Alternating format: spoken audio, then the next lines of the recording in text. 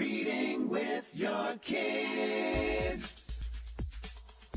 Hola, ni hao, konnichiwa, assalamu alaikum, shalom, mahaba, cha, bonjour, namaste, jumbo,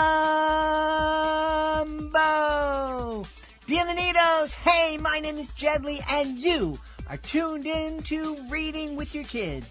We are coming to you from Reedville, the loveliest neighborhood in all of Boston. Our mission is to help all families grow closer through reading, and we do that by introducing you to the coolest authors, the funniest tales, and a whole lot of reading inspiration for the whole family. We hope that you'll help us spread the word by telling all of your family and friends, your kids' teachers, librarians, principals, and random strangers that you meet on the street about the show and letting them know that they can hear us on the WREB AM/FM 24/7 radio network. And they can find us on the iHeartRadio app, on Spotify, Apple Podcasts, Amazon Music, Good Pods, Podcast Addict, Audible, Castbox, Player FM. Wherever you find your favorite shows, you can find Reading with Your Kids. We have a fantastic show lined up for you today. Sam Hepburn joining us from the United Kingdom to celebrate her new middle grade graphic novel, Schoolbot 9000. And later in the show, Tim Button will be on to celebrate Are You Wiggly? Are You Giggly? Are you looking for a creative way to bond with your kids? Let me tell you all about Drawing with Your Kids, the ultimate destination for artistic adventures.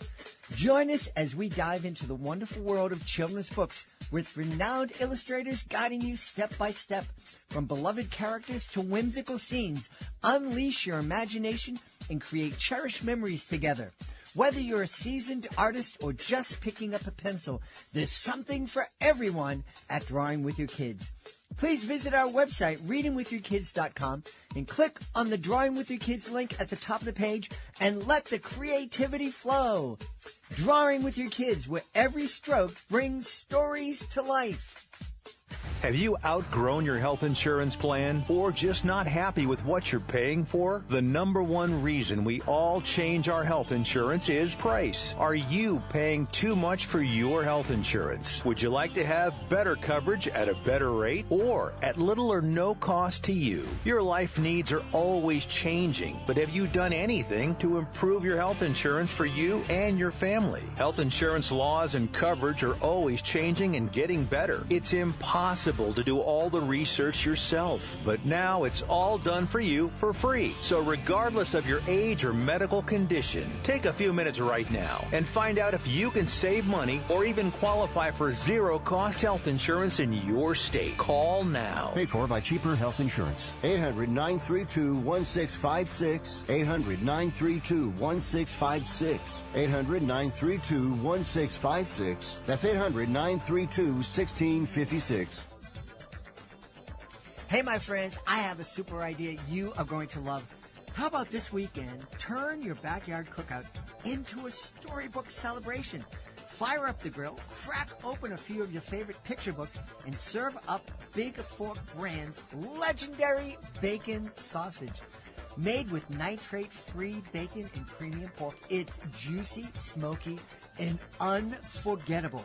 Top it off with Big Fork's spicy Chicago fire sauce, and you've got a meal as bold as the characters in your favorite bedtime tale.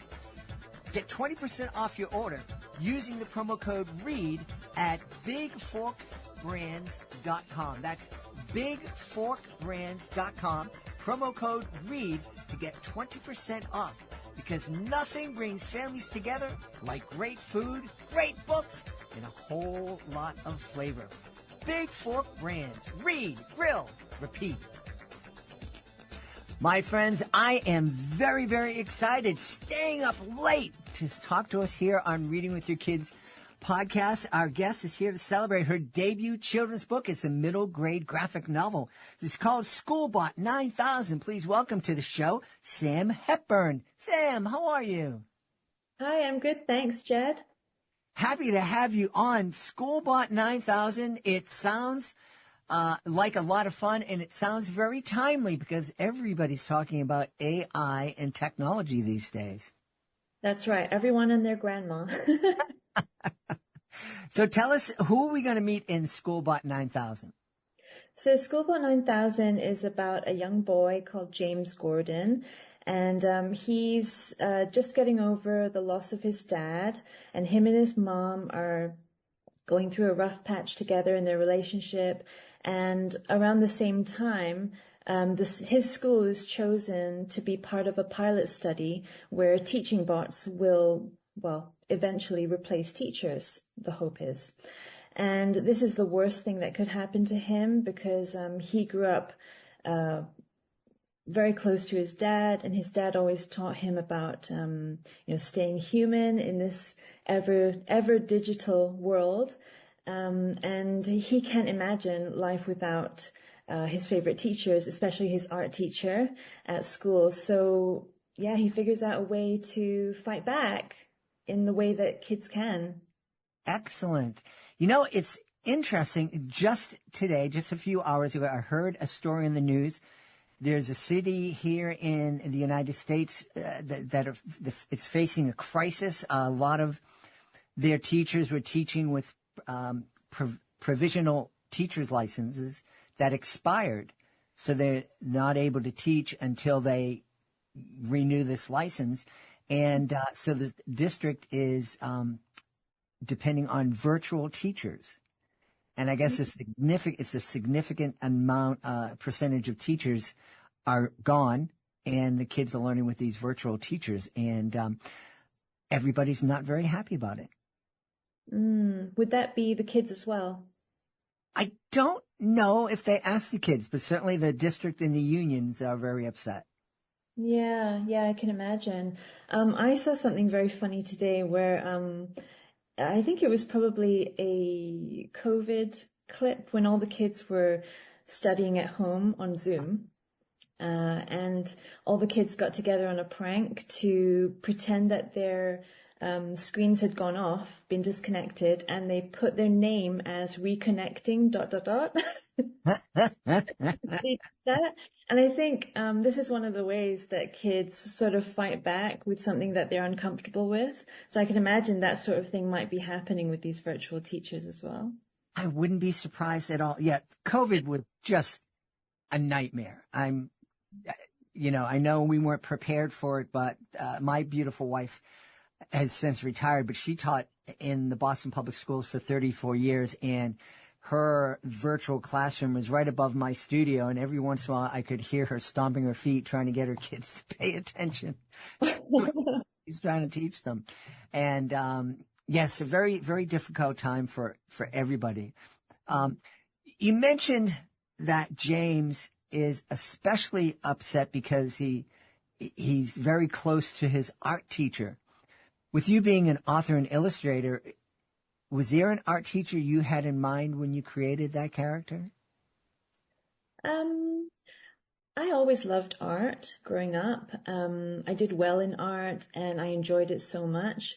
I wouldn't say there was a specific teacher in art that I based anything on. However, I would say there are a lot of teachers that I took inspiration from when writing this. I've talked about my history teacher with the Penguin team, about how my history teacher made all these facts just come alive and all these dates, and how I marveled at how much information this person could hold in their head. And then my math teacher, this is in college. I was so terrible at math, Jed, like my whole educational career, let's say, until college was so bad. I was terrified of math. I think that's what paralyzed me to being able to do anything, any equation, any matrix, anything. And I think I was so bad that for my GCE O levels, I think that would be your SATs in the US. I scored, and this is still embarrassing to say to this day, but I will say it because I'm brave now. I got an ungradable grade. So you get your A, B, C, D's, and E's, and then you get U, which is ungradable. And it was mortifying, still is to this day. And well, go right ahead. The reason I got that, I believe, is not because I couldn't, like the answers were wrong. It was more that I couldn't bring pen to paper to actually do anything. And it was so difficult for me up until college when I met this lady who somehow believed in me. Uh-huh. And she was so blunt as well. Like she would joke all day long about math. I can't remember anything specific, but I just remember her being like so hilarious. And she broke down my walls, and that was the first for me. So there's teachers like that in my life who I remember until today, and I thought about them. I think about them all the time, and I thought about them especially when writing Schoolbot 9000. So yeah. Awesome. Yeah. Boy, ungradable. I'd never heard that term. I got an H minus in a class once, but It's so embarrassing even now. well, but I'm really glad that you mentioned it, because it's just a reminder that we can make such an incredible difference in the lives of the people. You don't have to be a teacher, just, a word of encouragement to somebody that's in your life, or even a stranger that you're meeting, can make all the difference in the world to them. Yeah, that's true. And you really don't know what kind of impact you're going to make. It's so funny. I was reading the New York Times today, and they had something about how ChatGPT is, and I feel this way too. It's overly, it's sort of sycophantic in its praise of anyone who's prompting it. So you put in like, I'd like to make some cookies today. And chat goes, wow, that's the most novel idea I've ever heard. They're going to be amazing. I really believe in you.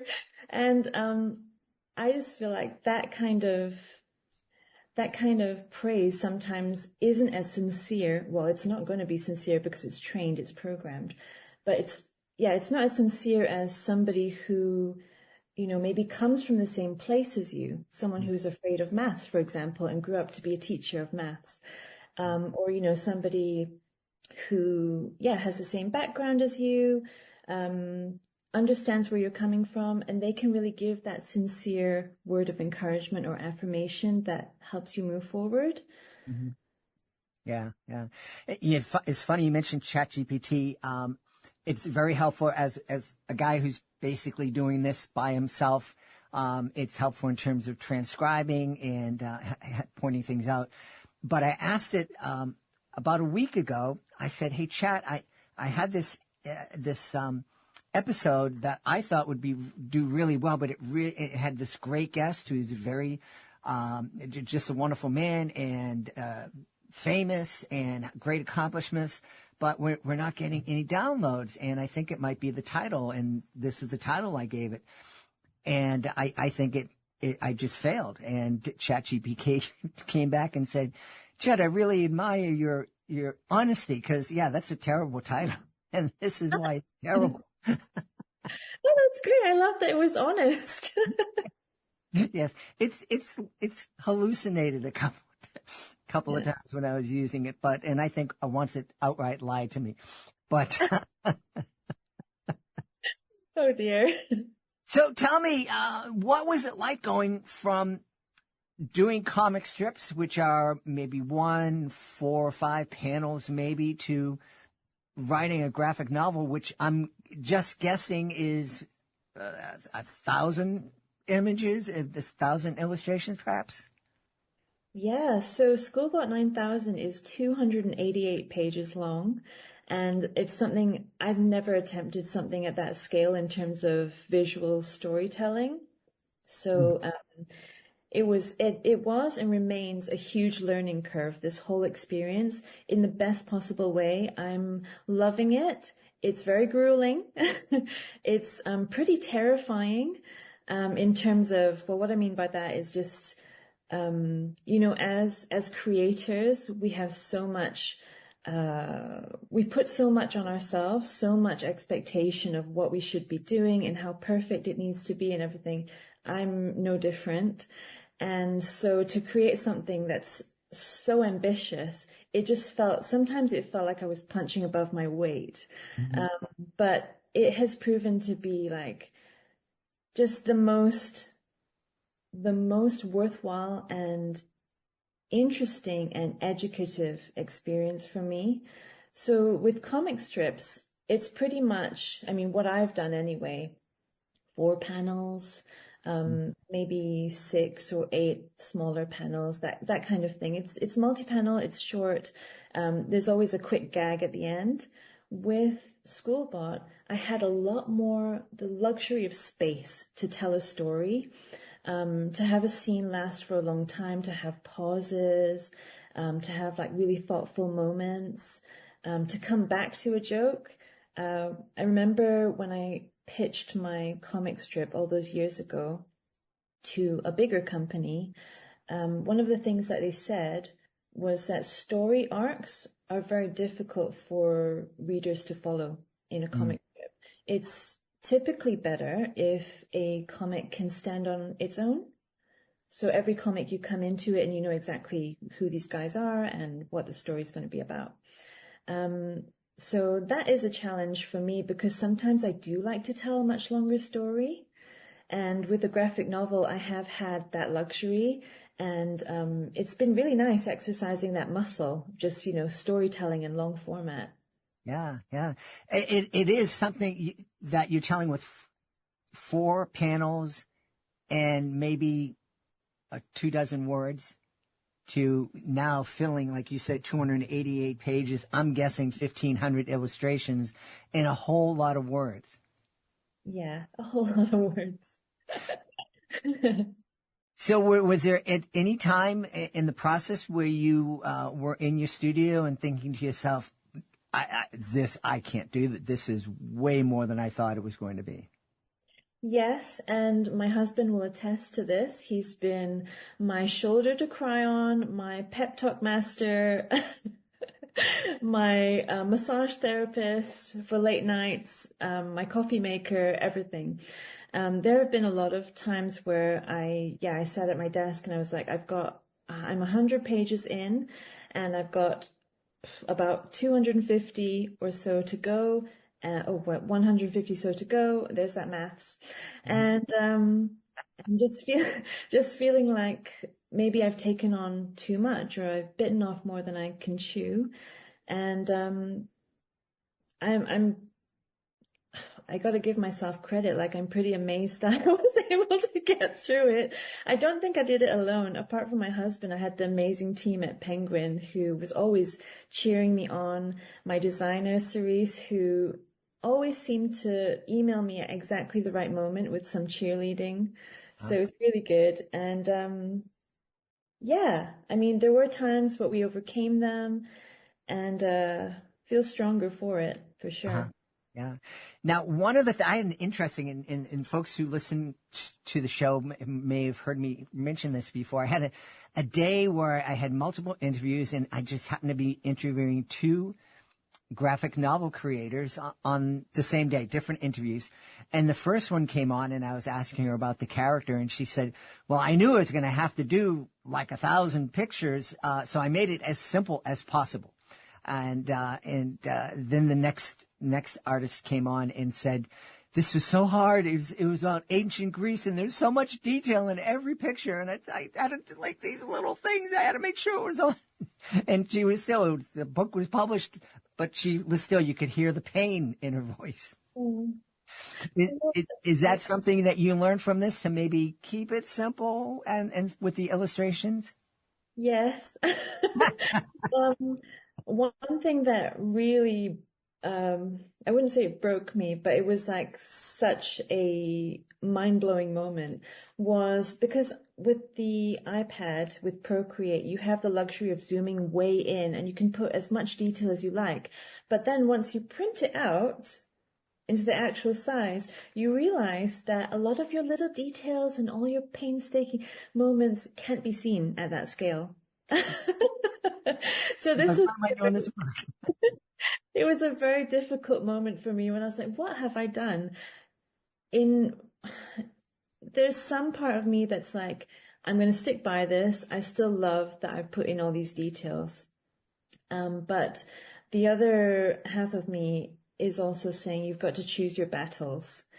And, you want to have enough time after completing the sketches, that you can go back and you can have a look and you can finesse things, you know, rather than doing all this detail to the last minute. So that's definitely something I have learned. I still love detail. I love that the kids have different outfits every day in Schoolbot 9000. I think that's so fun and adds to the realism. And I've got posters up in the school, like join the soccer team and have you tried being kind and stuff like that. Little random bits and bobs that I think just add a bit of fun to I like Easter eggs. I like Easter eggs in a story or in a comic where, you know, if you catch it, it's a little treat for you. Yeah, something that I have to find the balance. I understand what that graphic novelist meant. Yeah, this is really cool. Now, I spoke to another graphic novel creator, and I was really surprised in her process because I have zero ability. You know, if I were being graded in my visual arts ability, it would be ungraded. I knew you'd say that. And it would be, why did you even try? Go do something else.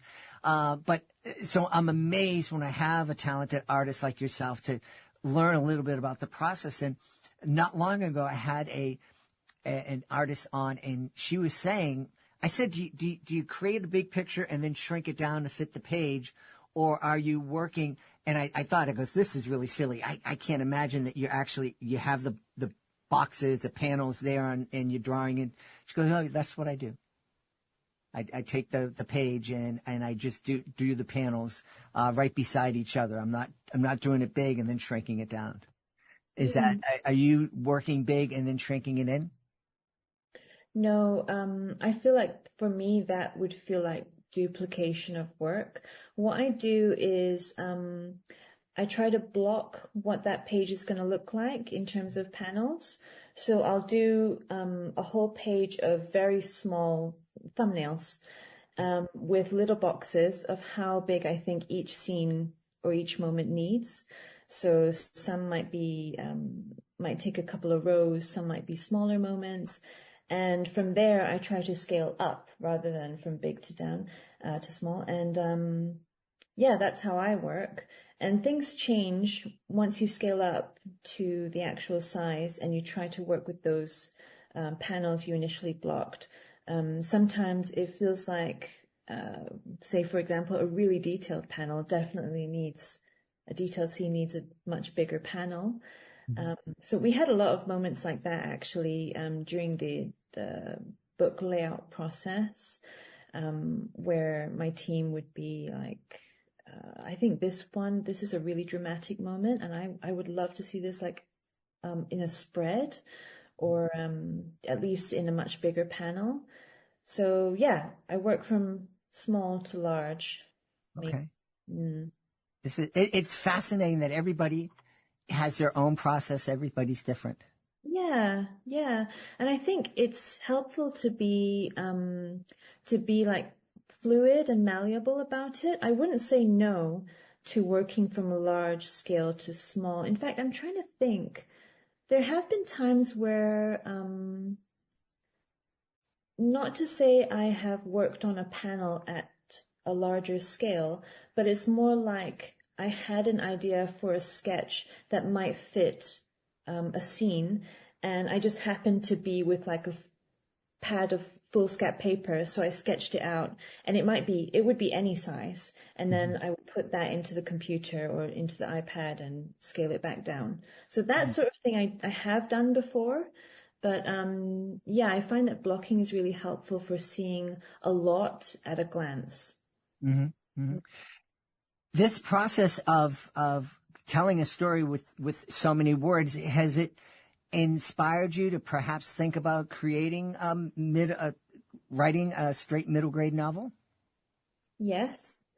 I feel like I'm so early in my journey that I still have so much to learn about this format, but I just love storytelling. And now that I've had the luxury of 200 odd pages, almost 300, it's delicious. You know, I don't want to go back to 4 panels. It feels meager, you know. So to have the luxury of writing 300 pages of words. I mean, it sounds like a dream. I just finished reading the Hunger Games new novel, which, I don't know, that must have been maybe 600 pages. I have it over there. I'm trying to remember. But I just wolfed it down because it's nostalgic for me. I really love the Hunger Games, omnibus. And to write something like that, where, you have the passage of time over years, over, I think, decades even, it's such an interesting thing to do. It's such an interesting process that I'd love to explore one day. Yeah. I was telling a friend of mine, when I was younger, before I got married, I was a huge Stephen King fan and would love his books and read The Stand. I think it was 1,700 pages or something like that. But when my son was born, I couldn't go back to the horror genre. Just couldn't do it. I tried. I was halfway through an Anne Rice novel. He was born. We got home. I go to pick up the book and I look and I go, no more. But yes, I can't explain it. But, I drove across the United States and back and, decided that, I would listen to a Stephen King audiobook that was 25 hours long.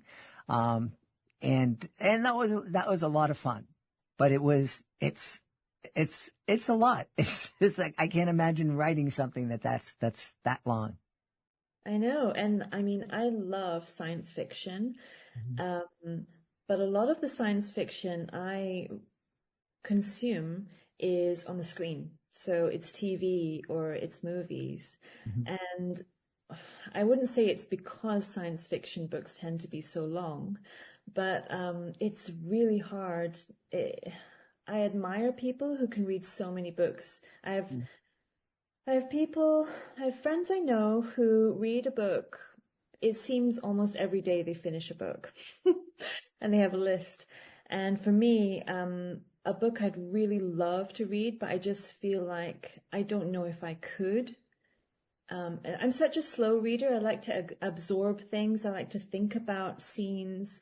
I like to ponder it over weeks. So I often forget my place. One book I would love to read is Foundation. Love. I am loving the series, and I would love to be able to read and find out what things had changed, from book to TV. But it's one of those that I feel the same as you with Stephen King. I'm just not sure if I could do the book. I might do the audiobook. Yeah, that's how I consume most of my books these days. I'm curious, we encourage families to read. That's what we're all about, and remind parents how valuable it is to continue to read to your kids as they become independent readers, as they become tweens and teens, and maybe you're not going to sit down curled up on the couch to read Schoolbot 9000 together, but maybe buy 2 copies and co-read it, and then talk about it on the way to school and at dinner time. What kind of conversations do you think families can have as they learn about James and his favorite teachers?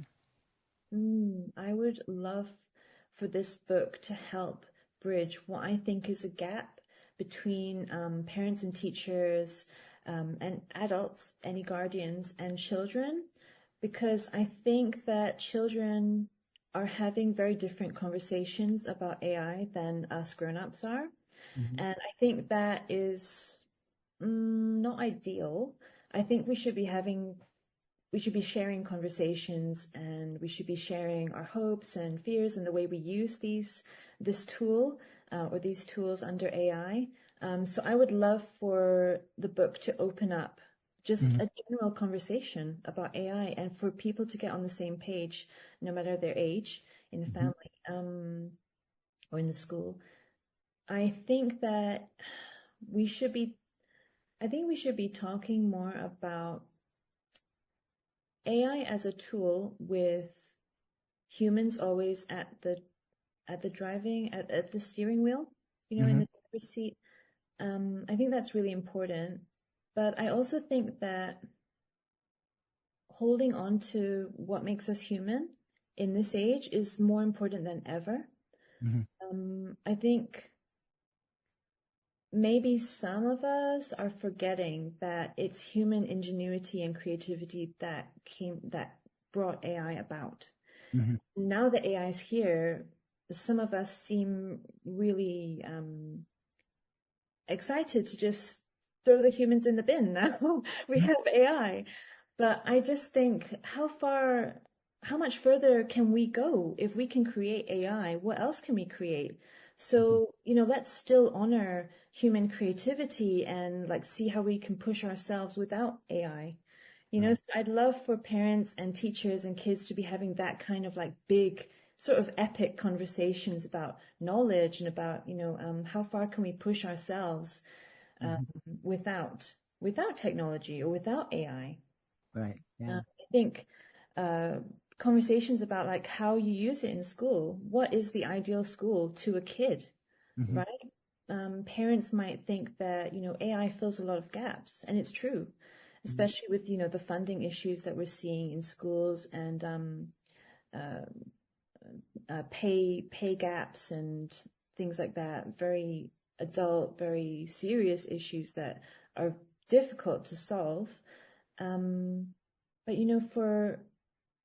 for teachers, I think for kids to, I've forgotten the train of thought here. Could you repeat your question? I was wondering what kind of conversations you think families can have while they're reading Schoolbot 9000 together.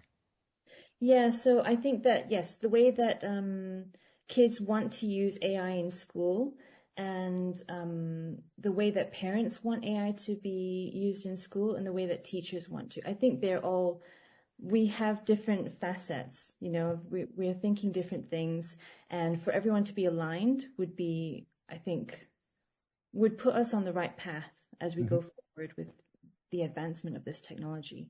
Yeah, yeah. It is an interesting time that we're living in.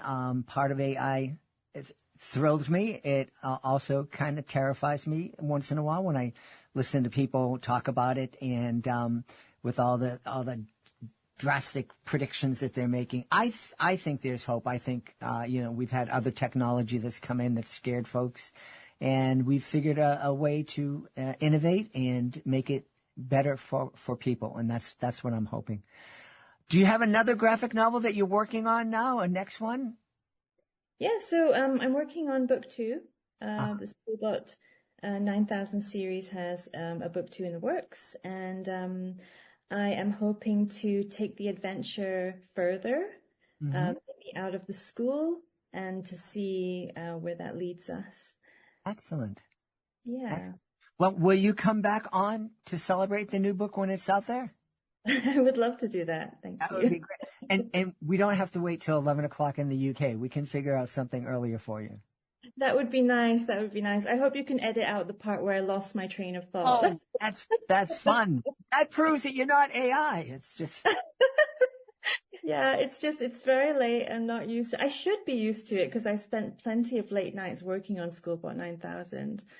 Yeah, but you didn't have to talk to a knucklehead like me when you're doing it. So, anyway, Sam, tell everybody where they can go to find out more about Schoolbot 9000 and find out more about you. So you can visit my website at samhepburn.com. I'm also on Instagram at samhepburn. You can buy the book on Amazon and a whole slew of indie bookstores. It's also being stocked in a bunch of libraries in the US. And yes, you can buy it on my website as well.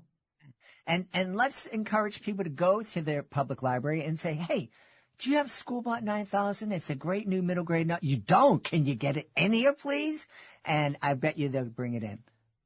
I would love that. And I love libraries. I'm full on supporting teachers and full on supporting libraries. So yes, please. Awesome.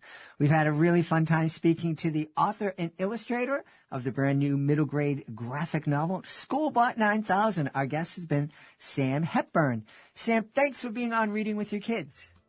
Thank you so much for having me, Jed. Hey, my friends, one of my favorite parts of the day is story time. There's just something magical about snuggling up with your kids, opening a great book, and escaping into an adventure together. And let me tell you, that moment becomes even more magical when you're curled up in the softest, coziest bedding you've ever felt. That's why I'm so excited that CozyEarth.com is supporting reading with your kids. Their bamboo sheets, comforters, and pajamas are unbelievably soft, naturally breathable, and temperature regulating, which means no more sweaty nights or chilly toes. Right now, Cozy Earth is offering Reading with Your Kids listeners an unbelievable and exclusive 41% off their entire site. That's right, you heard me right, 41% off.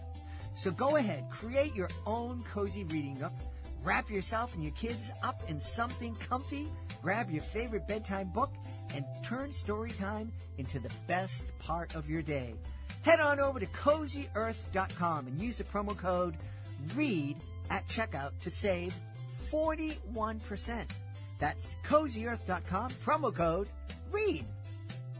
Do you want to save money on your next flight? Then pick up the phone and call. That's right, call. Because the best prices are not online. They're with SmartFares. See, SmartFares has special deals with the airlines. When they have unsold seats, they use SmartFares to fill them. So you get airline tickets at crazy low prices. They have access to great prices and discounts at over 500 different airlines. Plus 300,000 hotels and rental car companies. Their prices are too low to publish online. With the extra money you'll save, you can book another trip or treat yourself to dinner or shopping. So stop searching all of those travel sites to find the lowest price on your next flight. Let one of our SmartFares expert travel agents find the best price for you. Call SmartFares today and get ready to see the world with a fat wallet. 855-325-1823.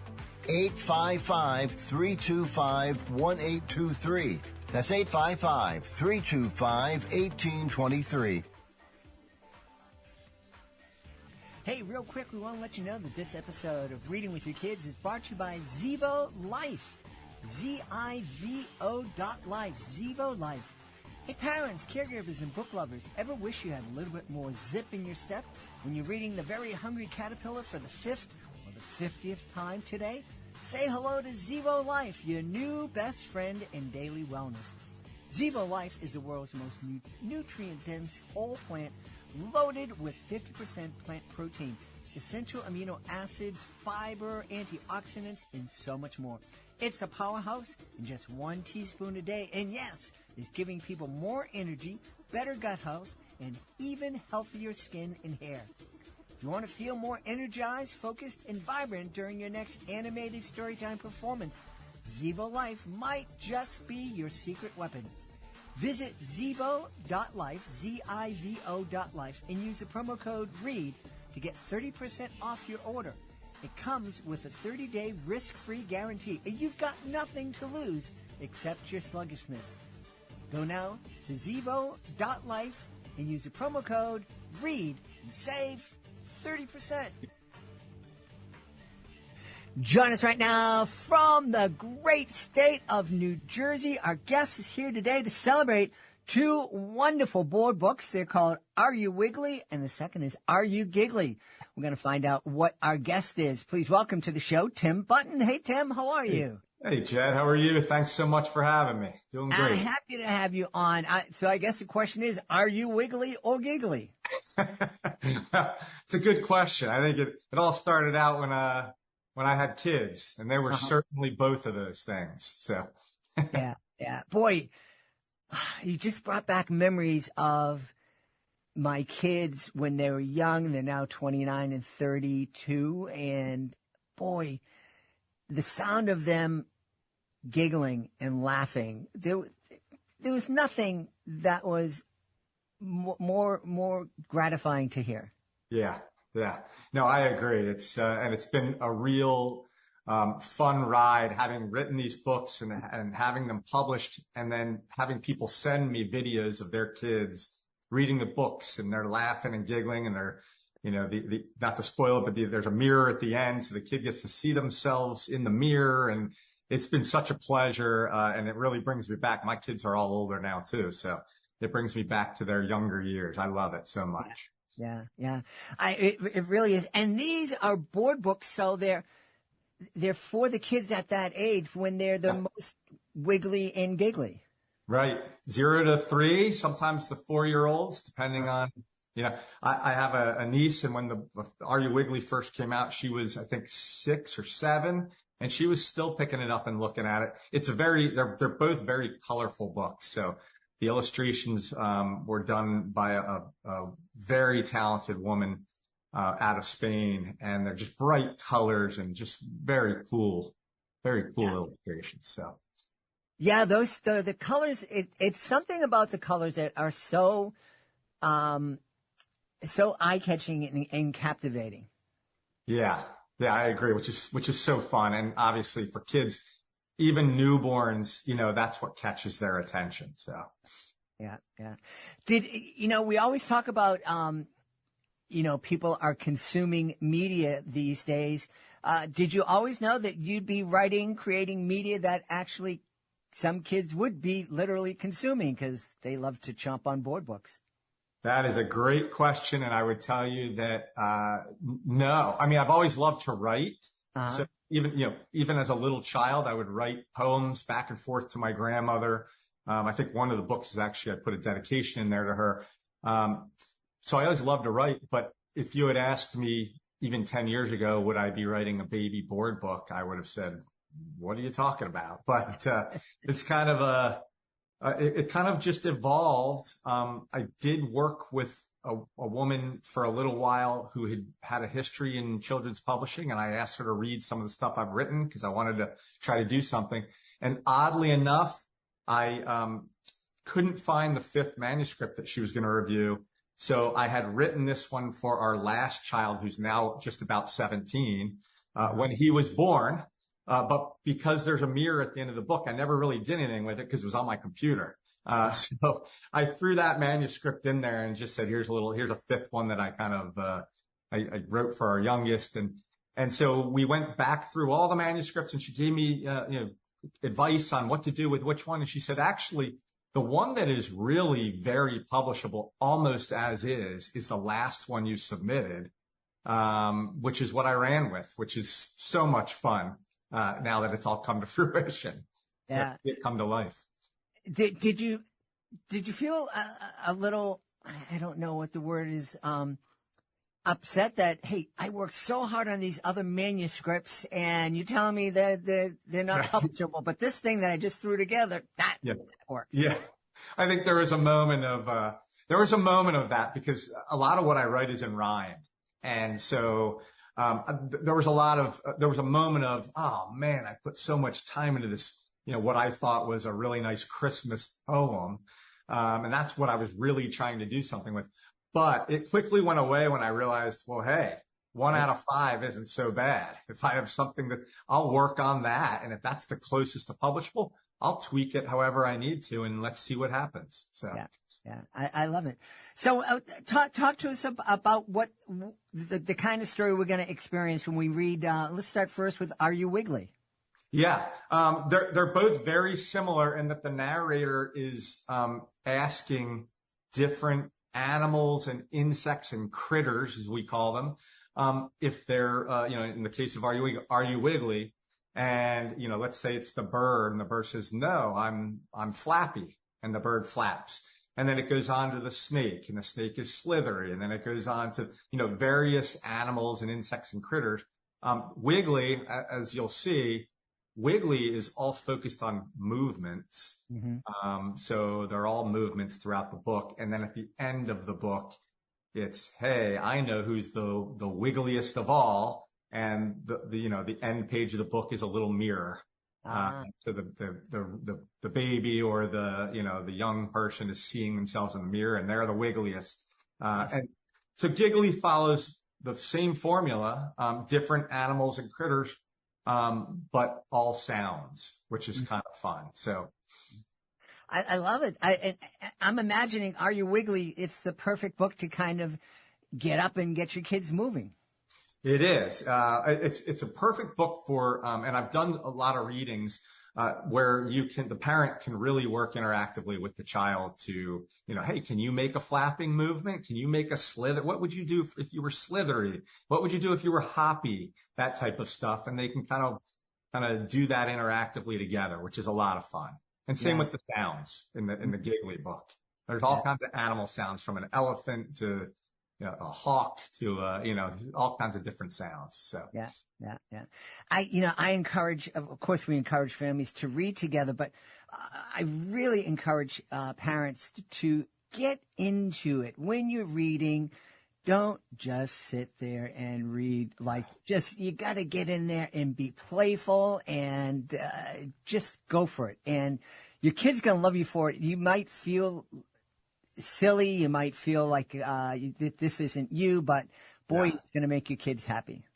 I will tell you a funny story is I've done a lot of readings now, but when Wiggly first came out, I hadn't. So my first couple of readings, I know exactly what you're saying, because I was just up there kind of reading the book. And my wife and a couple of my kids were at that first reading. They're like, Dad, you gotta live it, like make the noises, make the movements. You gotta, I'm like, oh, okay. So I kind of had to learn that, because it wasn't, I wasn't necessarily inherently thinking, hey, I gotta stand up and make these movements or make these noises. But you're absolutely right. It's just such a fun experience for both the parent and the child to spend that time together. Yeah. Tell me, now that both of these books are out there, have you caught the kids writing books? Wow, English is escaping me today. Are there going to be more books coming from your imagination? Yes, actually, following in the same kind of formula, or that's actually the series of these books are now called the It's You series. So in early January of 2026, Are You Snuggly is coming out. And then I think in June of next 2026, Are You Speedy, which changes it up a little bit, because we're going from animals and critters to trucks and, steamrollers and obviously the race car is the speedy one. And so I have a couple of those things, and then there's a couple more in the plans for down the road. Excellent. Well, I was out at taking my hike today, and we have a great nature reserve right real close to my house, but they were doing work on it today. And so a couple of times I had to get out of the way of big, heavy machinery as I was trudging up to manicure and maintain the place. Yeah. You were mentioning that you used to write poems back and forth to your grandmother. What a neat thing. And it's something that I think is lost the whole art of writing letters is kind of lost, because emails are nothing like the letters that we used to write. I so agree with you. And to look back, I've kept a lot of, as much as I could, of my grandmother's writings to me back and forth. And I agree. The art of writing letters back and forth is all but gone these days. But I look back on those memories, and it's just the time that a grandmother would take to write these long, I have one framed in my office, like these long poems that were so thoughtful to write to her. At the time I might have been 8, 9, 10, going into my teenage years. It's just, it's such a precious time in my life, and it's what gave me that kind of writing bug. So she passed away many, many years ago, but I've never stopped writing stuff. Good for you. I'd love to see a return of letter writing, and what a joy if you're a grandparent out there. Yeah. What a joy it would be for your grandkids to receive a note from you in the mail that just kind of talks about your day or whatever, but it's just, I know my son was blown away anytime he would receive a letter addressed to him. Yeah. And they just don't get that anymore, do they? Not much. I mean, now that our kids are older, they get bills addressed to them, right? but the handwritten, letter or poem or anything like that, I just don't see much anymore. You know what? Maybe you and I should start doing that and, see if we can start something up. Yeah, I think so. But I guess these days, it's almost $1 to send a letter these days. Some people. Yeah, if it's not one thing, it's another, right? So those poems that your grandmother would write to you, were they funny poems? Were they deep, thoughtful poetry, or? Very much both. She would always add humor into her poetry or even her letters, but she was such a special person. She's always making you feel really good about yourself, making you know how proud she was of me and the other grandkids. And so, yeah, her letters and poems were written with such love that it's hard to even capture that just talking about it. But it did, like I said, I've never stopped writing. She kind of instilled that in me, which is fun. Another odd, her husband, my grandfather, was actually a writer. Oh. I never knew him because he passed away maybe when I was 1 or 2. But he wrote, oddly enough, like 6 of the Hardy Boys books. You probably remember the Hardy Boys. Oh yeah, sure. Yeah, so that's a pen name that you see on the book. So there's multiple writers for those books over the course of decades. But so writing is, and my father is a very good writer. So I think it just kind of goes through our family, and different people in the family have. It's not a talent, so I would never call myself talented, but I think just the love of writing, right? Mm-hmm. It's something you got to love to do, or why would you do it, right? Right. Yeah, I agree with you. Wow. Any thoughts of moving from board books to maybe picture books, middle grade novels? Yeah, I'm actually working on one now. It's called There's a Firefly in the Window. So I'm working on it. I got to get first draft done and then have the publisher kind of take a look at it and get their feedback, and so the process takes a long time, but yes, I've thought long and hard about that. I still want to do something in rhyme. So, rhyme is a very, very tough thing to write and make it publishable. So I'm working on it though. So. Good for you. Yeah, we've had, we haven't not for a while, but we had a time, I think a year or two ago, where we just had a lot of authors coming on the show to celebrate their middle grade novels in verse. Oh yeah. And, so that, there's a lot of call for rhyme out there. Yeah. Yeah. Well, we should tell everybody where they can go to find out more about Are You Wiggly, Are You Giggly, and more about you. Yeah, great. My website is www.timbuttonbooks.com. So, there's about information on me. There's, you can click and order from multiple different places, obviously Amazon and Barnes and Noble and Walmart and all the big shops, anywhere books are sold like that. My Instagram is Tim Button Books. And then Collective Book Studios out of Oakland, California. So their website has all their authors and all their books on it as well. Super. We've had a fun time speaking to the author of Are You Wiggly? Delightful new board book from our guest, Tim Button. Hey, Tim, thanks for being on Reading with Your Kids. Thanks so much, Jed. I really appreciate it. It was a great time. That's a wrap for this episode of Reading with Your Kids. Thanks for hanging out with us today. If this episode made you smile or gave you something to think about, please consider sharing a link to the show with someone you love and maybe post about it on your socials.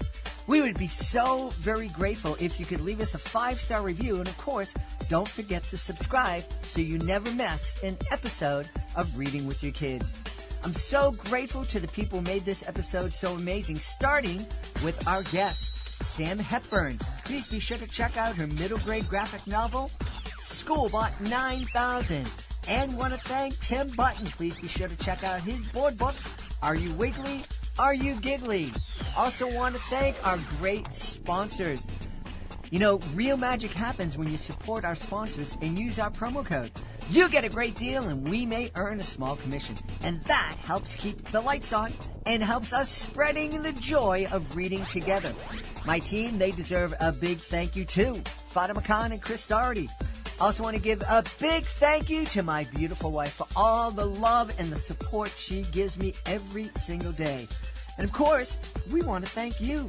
You are amazing. You're making the world a kinder, more empathetic, more loving place every time you read with your kids.